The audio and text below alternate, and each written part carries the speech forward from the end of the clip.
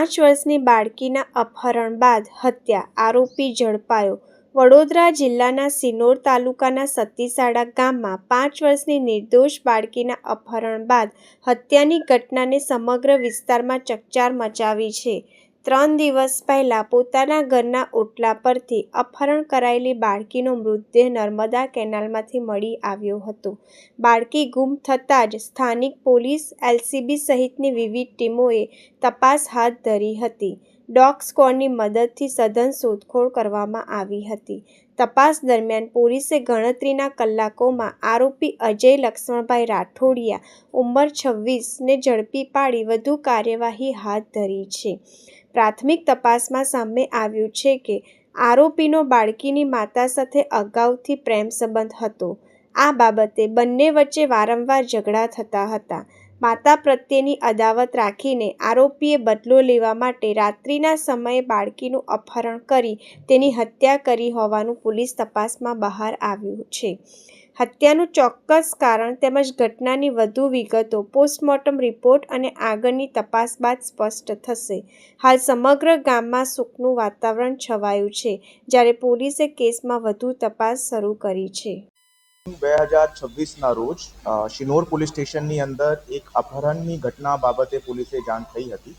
રાત્રે 12 થી 3 વાગ્યાની વચ્ચે એક 4.5 વર્ષની બાળકીનું પોતાના ઘરથી અપહરણ થયું એવી માહિતી પોલીસે મળી હતી.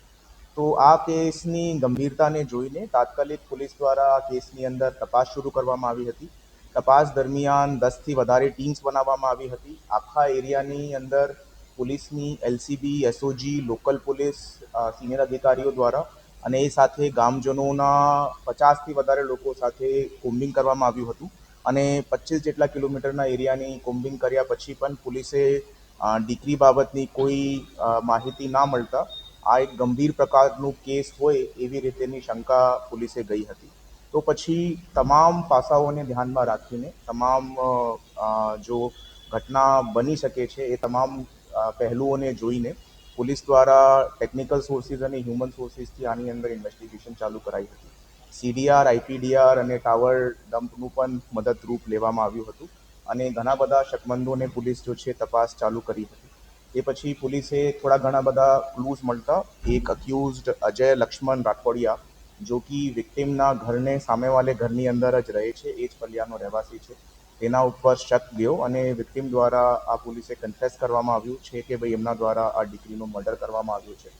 અને ગઈકાલે મર્ડરની ડેડ બોડી કેનાલની અંદર કઈ જગ્યા એમના દ્વારા ફેંકવામાં આવી છે તે જગ્યા બતાવતા વિગતવારનું પંચનામું કરીને પોલીસને દીકરીની જો ડેડ બોડી છે તેને રિકવર કર્યું છે.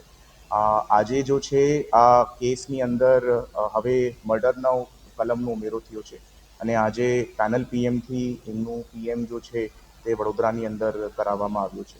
આરોપીની ધરપકડ હાલ પોલીસ દ્વારા કરવામાં આવી છે અને મોટિવના અનુસંધાને આરોપીનું અફેર એમના પરિવારની એમની માતા સાથે હતો અને એ માતા સાથે જ્યારે આરોપીનો ઝઘડો થયો તે બાબતની અદાવત રાખીને એમને આ દીકરીનો મર્ડર થયો છે એવી રીતેની હકીકત હાલ સામે આવી છે.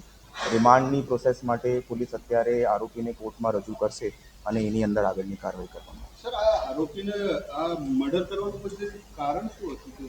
એમની અદાવત રાખીને, કેમ કે એમની જો મધર સાથે જો છે એમનું અફેર હતું અને એ અંદર જો છે એની મધર સાથે એમનો ઝઘડો થયો હતો અને એ અદાવતમાં રાખીને એમને આ દીકરીનું મર્ડર કર્યું.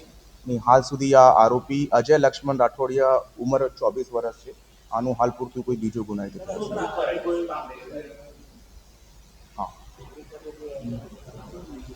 તે બાબતની તપાસ હાલ ચાલુમાં છે. We are waiting for the postmortem report to come in and પૂછપરછ પણ આરોપીની હાલ ચાલુમાં છે. તો એવી રીતેની ઘટના સામે આવશે એની અંદર પણ યોગ્ય કલમનો ઉમેરો કરવામાં આવશે. બાળકી જો છે રાત્રે ઘરના કમ્પાઉન્ડની બહાર પોતાના વડીલો સાથે ઊંઘતી હતી એન્ડ આ અક્યુઝ જો છે તે બાળકીનો નોન હતો. તો નીંદની અંદર જ એ પોતાના ખભા ઉપર ગોદીની અંદર લઈને બાળકીને જતો રહ્યો હતો અને થોડાક દૂર ગયા પછી જ્યારે બાળકી રડવાનું ચાલુ કર્યું હતું તો ત્યાંથી જ એક પ્લાસ્ટિકની દોરી લઈને એમને ટૂંકો ફાંસો ખાધીને એ દીકરીની મૃત્યુ કરી છે. હાલ પૂરતું પોલીસને જેટલા પણ પુરાવા મળે છે that are consistent with this confession जो अक्यूज ने पुलिस को दिया. એ શક્યતાને નકારી શકાય નથી અને એ બાબતમાં જ અમે પેનલ પીએમથી આજે પીએમ કરાવ્યું છે. Let the PM report coming only then we can say कि एग्जैक्टली क्या हुआ है इस केस के अंदर અને આરોપીની પણ પૂછપરછ ચાલુ છે. તો રિમાન્ડની અંદર પણ અગર બીજી કોઈ હકીકત ઉજાગર થશે તો અમે આગળની સર કાર્યવાહી પોસ્કોની કલમ ઉમેરવામાં આવશે? એને જ અગર કોઈ એવી રીતેની હકીકત સામે આવશે તો we will definitely add the sections of POCSO. આની જોડે કોઈ અન્ય મદદ કરી હોય તો પછી ના, અત્યારે આ જો હાલ પૂરતું જેટલી તપાસ થઈ છે આ સિંગલ આ જ આરોપીની કરતે કરાયું હોય એવી રીતેની. આ એક પ્લાન કર્યું હતું ડાયરેક્ટર આખું કાવતરું કર્યું આખું પ્લાન હતું કે આ કાવતરુની પ્લાનથી જ કરવામાં આવ્યું હતું એવી જ હકીકત દેખાય છે. કેમ કે જો ટાઈમિંગ છે તે ટાઈમિંગ પણ સસ્પેક્ટ છે અને ઇનિશિયલ ઇન્વેસ્ટિગેશનની અંદર જો છે એમનું મૂવમેન્ટ જો છે પોલીસે ટેકનિકલ સોર્સિસથી પછી પોલીસે એમનું મૂવમેન્ટ એસ્ટાબ્લિશ કરવું પડ્યું હતું. આઈપીડીઆરની મદદથી અમે લોકોએ આ કેસની અંદર રાત્રે જો સમયગાળો છે એ સમયગાળા દરમિયાન આ આરોપીની હાજરી મૂવમેન્ટનું પ્રસ્થાપિત કર્યા પછી અમે આનું ભેદ ઉકેલ્યું છે. જે બાળકીની માતા છે એમની જોડે કંઈક પૂછપરછ કરવામાં આવી છે? That investigation is still ongoing and